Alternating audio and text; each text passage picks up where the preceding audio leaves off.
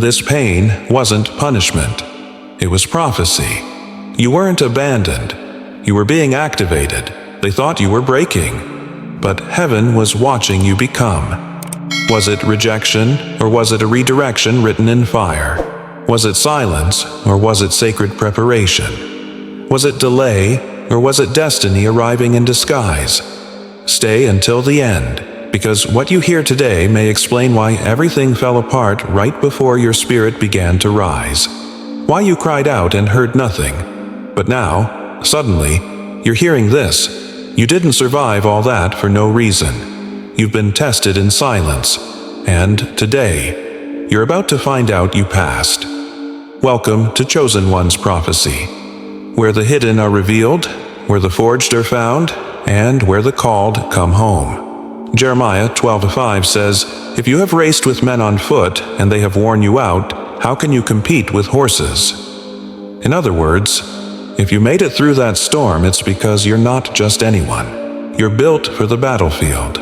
You're destined for the scroll. Every betrayal, every loss, every detour, they weren't delays, they were divine diagnostics. Heaven's way of proving your endurance before unlocking your next era. Stay, because the 8 signs about to be revealed might explain your entire life. The silent marking.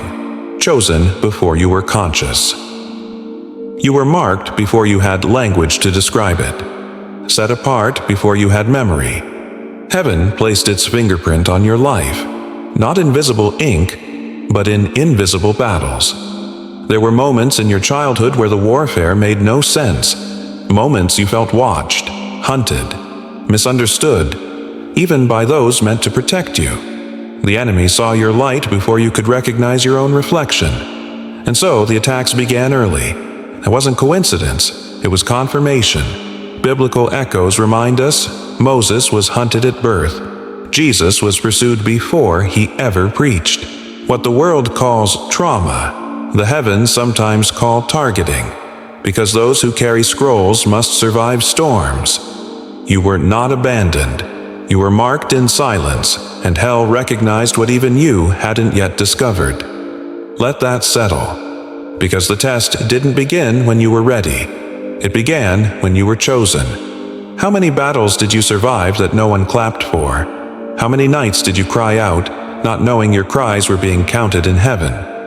The silence wasn't absence. It was divine surveillance. The question is, what happened when the silence stretched longer than expected? The wilderness season, when God went quiet.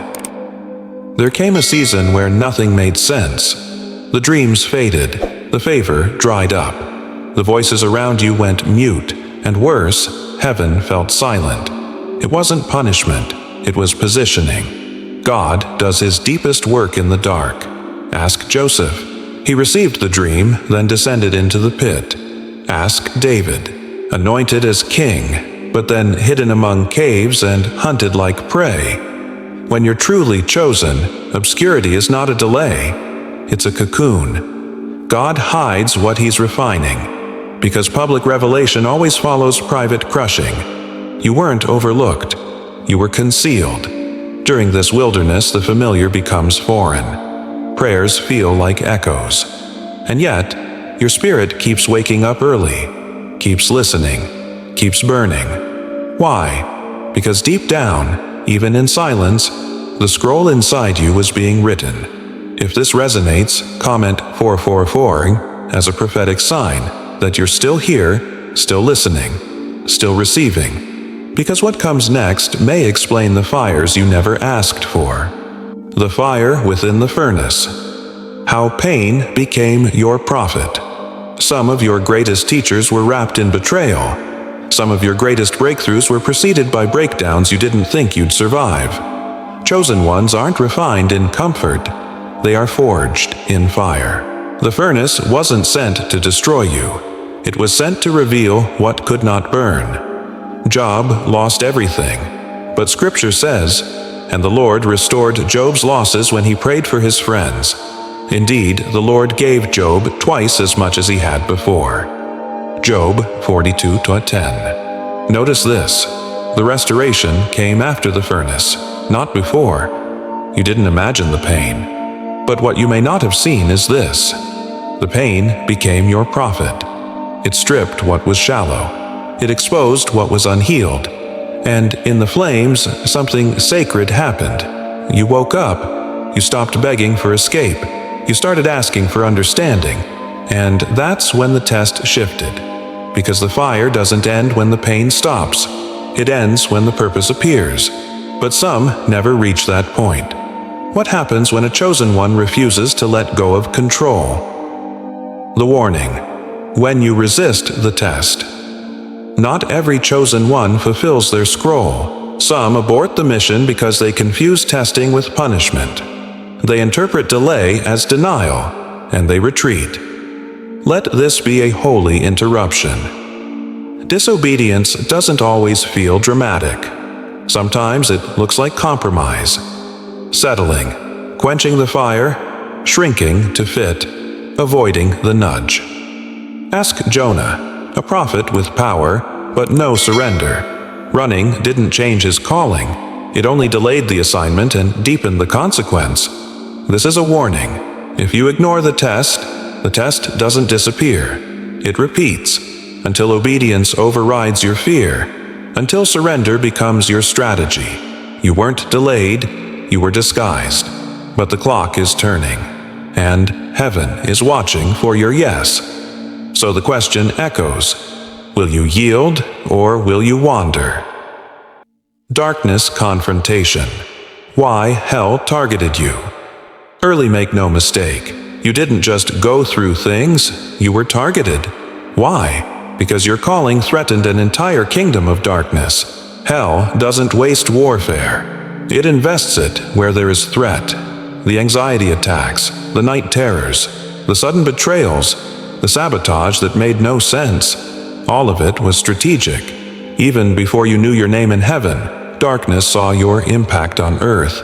And the assignment: break you early enough that you never rise. Satan tried to confuse your identity before you could claim your authority. Just like Jesus, tempted in the wilderness with, "If you are the Son of God." Hell attacks identity before it attacks assignment. But here's the revelation. If the attacks were that intense, that early, and that frequent, it's because what you carry cannot be allowed to awaken without resistance. The enemy fears your awakening more than you feared the storm. So ask yourself, what does hell know about you that you are only just beginning to remember? The inner shift, when peace defied the storm. There was a moment, subtle but supernatural, when your reaction changed. The storm came again. But this time, you didn't flinch. Where once you would have broken down, now you stood still. This wasn't numbness, it was peace beyond understanding. Philippians 4-7. Not the kind of peace the world gives, but the kind only forged by fire, anchored in divine knowing.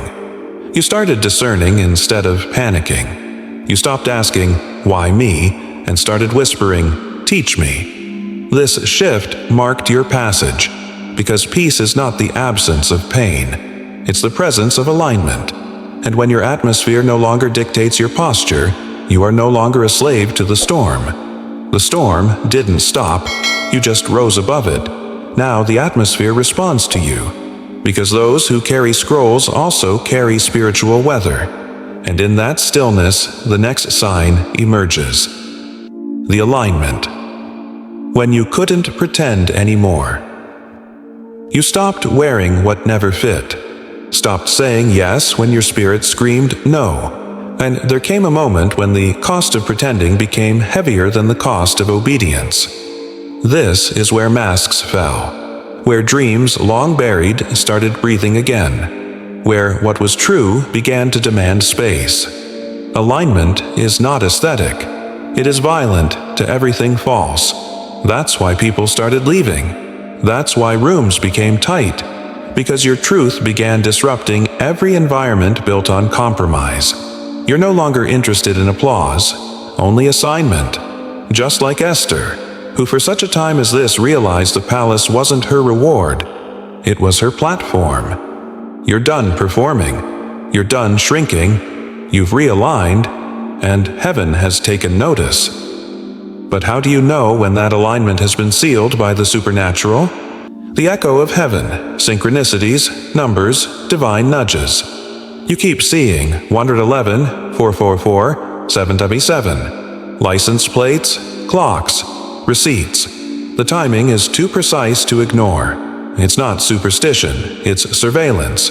Divine echo. Heaven uses signs when your spirit has been tuned. They are confirmations for those who've passed the test but still need the courage to step forward. Suddenly, people confirm what you just prayed. Songs answer what you just journaled.